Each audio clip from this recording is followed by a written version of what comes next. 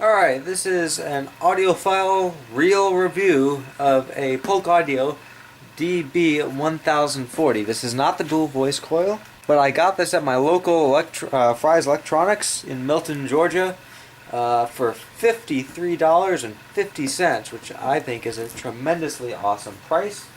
And then I also got this Scorch sealed 10-inch enclosure, the SE10cc 10-inch sealed subwoofer enclosure for an awesome price of 35 bucks. So it's 0.75 cubic feet internal volume, and it's got, you know, some polyfill lining in there already. So let's do some unboxing.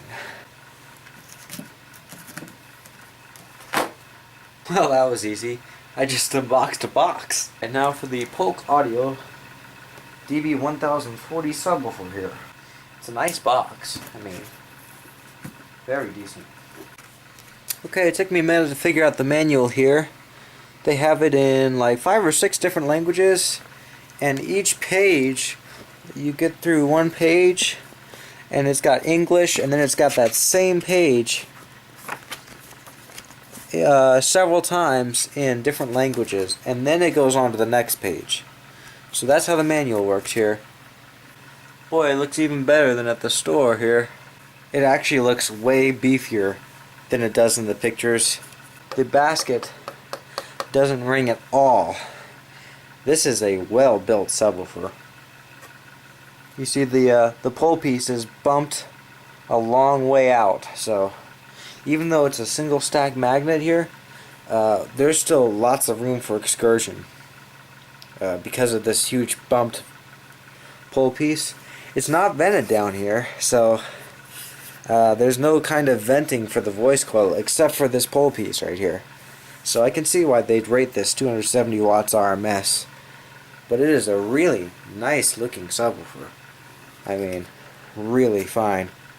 The rubber around the edge is it's very tough. It's not flexible rubber here, but it is some sort of rubber, or maybe plasticized rubber or something. Here's the back end. Very, very hefty.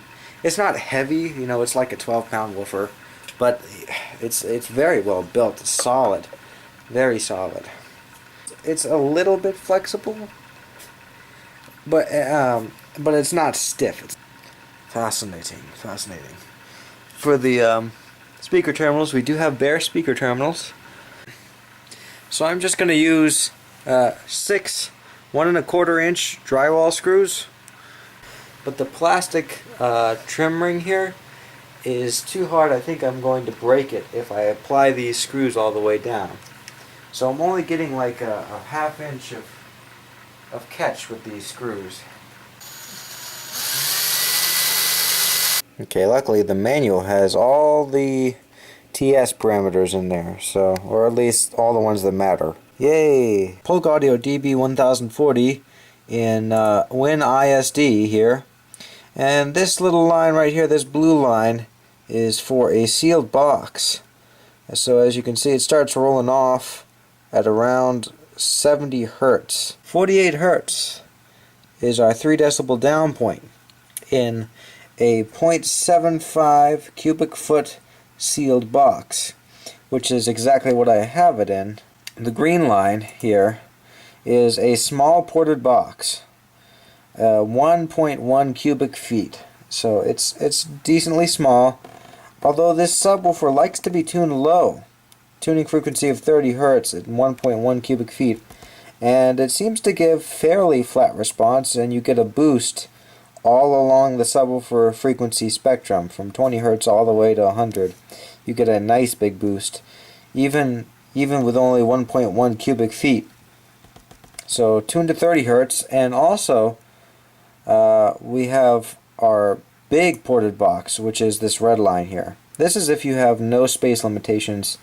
This is a 3.2 cubic foot ported box tuned at 25 Hertz, and you get dead flat response down to about 30 Hertz, and then it boosts a little bit to 25, and then it drops off after 25 Hertz. So that is your ultimate flat response right there 3.2 cubic feet. Have fun building that box. So I want to show you guys the group delay curves. This is how messy the speaker is going to sound at certain frequencies. So the sealed box, here we go, the blue line here. This sealed box has very minimal group delay, less than 8 milliseconds, which is inaudible. The sealed box is going to have great response, very, very quick, snappy transients. And so are the two ported boxes. They're going to start rising though around 50 Hertz. They're going to continue to get a little bit sloppier until 30 Hertz. And then the big low tune ported box is going to go off the chart here. And that is going to sound messy and crappy below 30 Hertz. Remember, we're talking below 30 Hertz here. So these are frequencies that are rarely played in songs anyway. Also, same with the small ported box. Below 30 Hertz, you're starting to get kind of messy. So you're not sacrificing much sound quality for bass in these ported boxes, small or large. You're gonna have nice tight response down to 30 Hertz, approximately, and then things will start getting messy. I'd say that if you can get a flat response period with a subwoofer for $50, you're doing good, regardless of what kind of box you have it in. These are the curves. Have fun with that. I'm very curious to see how this performs. Let's go throw it in a trunk.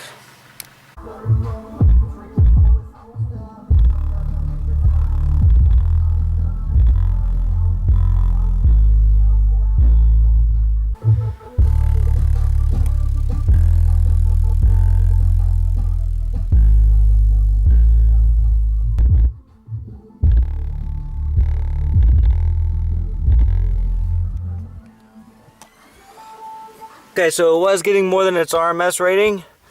It is still cold, and I was bottoming out the suspension.